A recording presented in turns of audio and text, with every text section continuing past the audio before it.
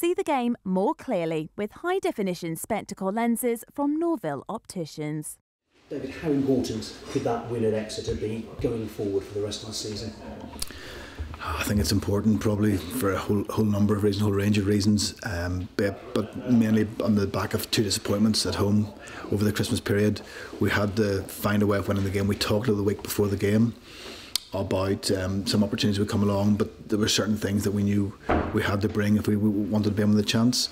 You can look back at the game, probably a little bit lucky, but sometimes throughout the course of the season you get a bit of luck. There are other games throughout the season that we haven't had the luck, and hugely important from a morale point of view, hugely important from getting all the new year off to a new start. We still, I think, there's 10 games to go, and you know, it's given us a bit of encouragement, a bit of enthusiasm going into this next round of games.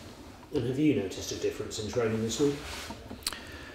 I think that this training, I suppose the way I try and sum it up is the group of players that we've got actually train unbelievably well, regardless of the result in the weekend. Of course, the bumps don't always feel as bad after you've had a win.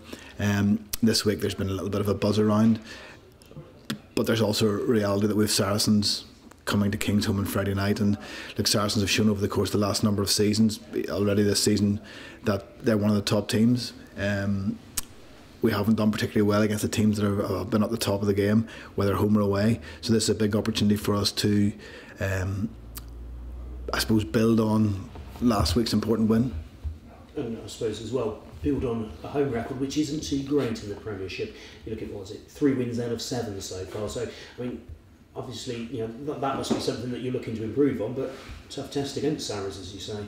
Of course, we're looking to improve on it. From the outset of the season, we set one of our goals of making Kingsholm a very difficult place to play, probably to date. If you ask me the biggest disappointment, it's the fact that we've lost those 4 games. At least 2 of them we shouldn't have lost, but at the same time the performance just haven't been good enough. And I think one of the positives we take away from that is that the players know what's expected. They know that when they play at Kingsholm, we've got to perform at the top of our game. Every team coming there is playing and enjoys playing in front of the big crowd. We've got to make it somewhere that's tough on the pitch, and so far this season we haven't managed to do that. But if you can build on that knack at Exeter of winning those tight games and making the luck go your way, then you know that can change, can't it?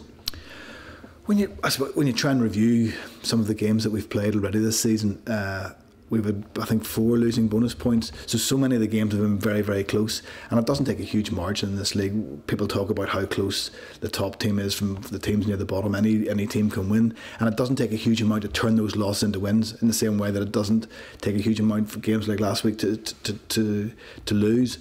So for us, it's trying to make sure that when we're hoping to compete against the top teams, what we've got to do is try and produce a complete performance. If you look throughout the course of the year, we've had certain game set pieces gone well, our kicking games gone well, but we haven't yet managed to put together that complete performance. And you know, we will need to be closer to that complete performance this weekend. Because Saracens, looking at them, they're strong all over the pitch. I mean, how difficult is it to find a weakness? Saracens have been building their squad over the course of the last 4 or 5 years. They've got depth right throughout their squad. That's why they have been able to compete both in the Premiership but also in Europe. To do that, it takes real quality of players, it takes a real depth to your squad. That's something we've talked about over the course of the last number of months that we aspire to do. We aspire to build a squad that can compete right through from September through until May in every competition that we're playing in.